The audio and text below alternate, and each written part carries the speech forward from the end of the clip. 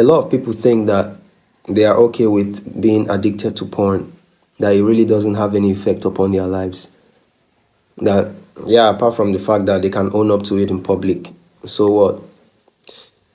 I can own up to it when someone asks me, have I watched porn before, or do I continue, or do I consistently use porn, or do I use sexual content to satisfy my desire for sexual pleasure?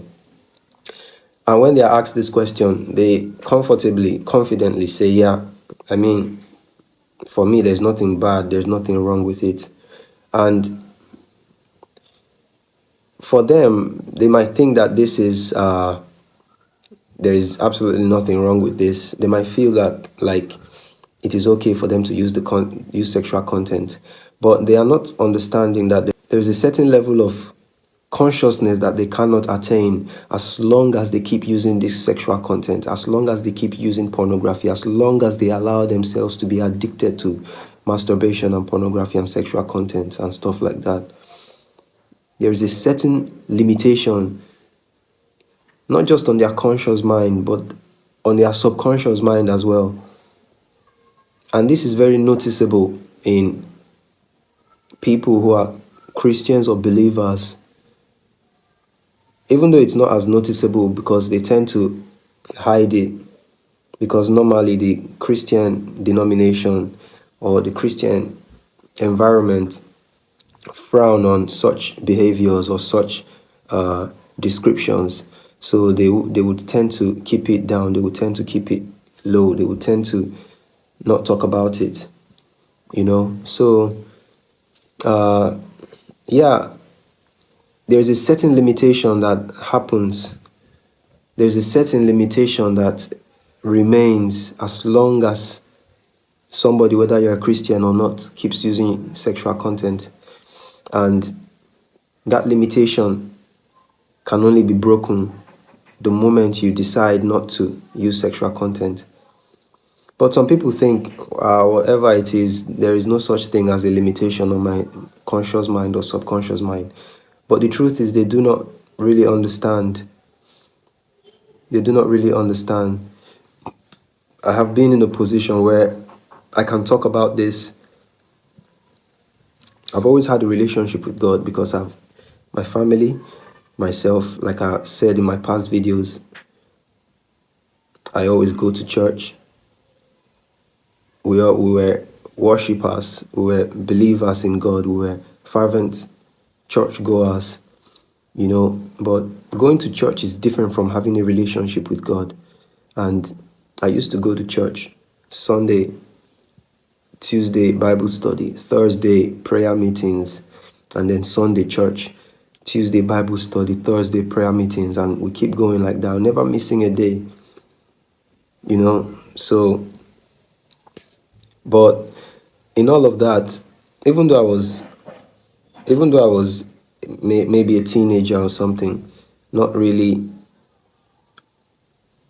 consciously aware of the dimensions of spirituality, I also took it with levity. There was no significance to my attending the church. There was no level of committedness to doing the things of God after spending time in church. And that is what true Christianity is all about. Outside of church, who are you? Outside of church, do you study the Bible? Outside of church, do you pray? Outside of church, do you commune with God? That is what true Christianity is all about. And although I wasn't aware of these things, but my being aware of them was impeded by the tendency that I had, or the addiction that I had to pornography and masturbation. Throughout my 18, 19, 20, 21, 22, 23, 24, you know, up until like 28, for those years, I was communing with God. I was going to church. I was doing everything that has to do with the normal lifestyle of a Christian. But there was no relationship with God. There was no communion with God. There was no personal intimacy with God, because my addiction was robbing me of it. My addiction was robbing me of the confidence to really establish a concrete relationship. My addiction always put me down. It always made me feel like I wasn't good enough. I would go to church and then I would cry because I felt repentant.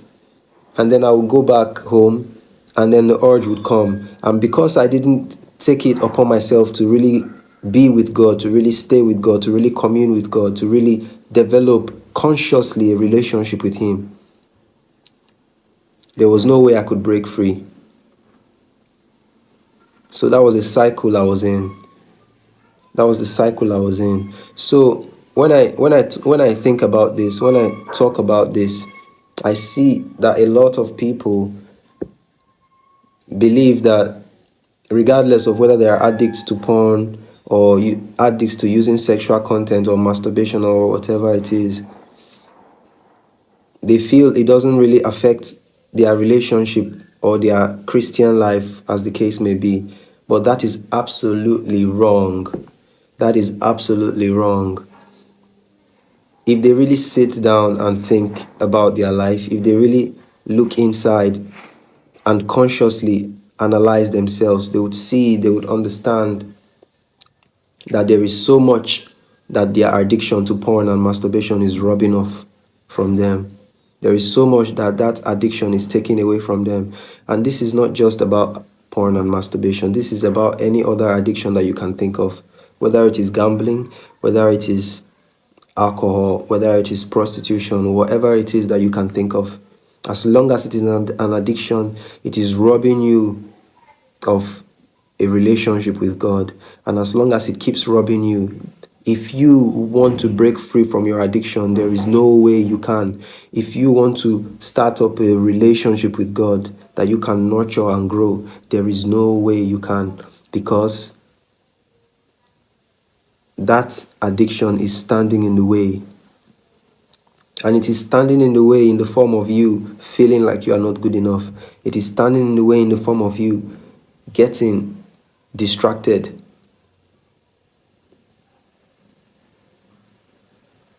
So, what can we do to, having understood this, what can we do to break free? What can we do to actually develop a strong relationship with God? We have to understand, first of all, that the addiction is robbing us of our confidence. The addiction is robbing us of our conscious ability to stand and commune with God. The addiction is robbing us of our joy and our peace. So first of all, you have to acknowledge this, and then from here, the next thing you can do is to talk to God about it. Say, how can I do this? Because you can't do it on your own. You can't do it by yourself. How can I do this? And ask for guidance and strength. And the next thing you want to do is study the word. Study the word, pray, make it a habit, at least 30 minutes every day. 30 minutes every day. Just spend time praying. If you don't know how to speak in tongues, you have to just give yourself to speaking in tongues. The Holy Spirit is ever ready, ever available. So give yourself to Him and just start speaking in tongues. Give yourself to the Holy Spirit. Give yourself to the Holy Spirit. And everything else that happens, the speaking in tongues, you needn't worry about it. You just let it come out of you. You just let it flow out of you, from your belly out. There is no way, there's no rocket science to it. You don't need to start thinking of what to say, no. As long as you let the Holy Spirit take charge, all you need to do is just allow Him flow. And He's ever available. His Spirit, His power is ever available to us. And once we tap into this Spirit, once we tap into this energy, once we tap into this divine ability, we discover that from nowhere strength begins to come. You discover that you can go 1 week without, really, this is absolutely important. There is no two ways about it. I used to be where I would think about using sexual content and it would make me happy. Just to think about it, that I was going to use sexual content later, it would fill me with a sense of pleasure or whatever. But I moved from there to thinking about it and getting revolted by it. Not that I didn't hate myself for it, but I hated the fact that I used to be like this. And that is a fuel that drives me. That is a fuel that drives my freedom going. That is a fuel that drives my subconscious mind in the way of freedom, in the way of not having to deal with that anymore. And the moment you begin to spend time with the Holy Spirit, trust me, everything changes. You find yourself, instead of thinking about sexual content, you think about the things of God, you think about the Holy Spirit, you think about how you can spend time with Him, you think about how you can keep growing and developing. And from this point on, there is no blockade. From this point on, there is no inhibitions. From this point on, there is nothing blocking you from reaching God. There is nothing blocking you from accessing God. It's like when you begin to pray, the whole thing concerning your addiction just shifts to the side, and then you can come to the throne of grace with confidence and with boldness. Because subconsciously we understand that, how can I, who is a porn addict, how can I, who is an alcoholic, a drunk, come to God and He will accept me? Then take care of your addiction. Take care of your addiction to porn or alcohol. Fight that devil. Defeat it. And the only way you can defeat it is to come to God. Know that He is the only one who can help you, and draw strength from Him. Draw strength from Him. So yeah, that is it.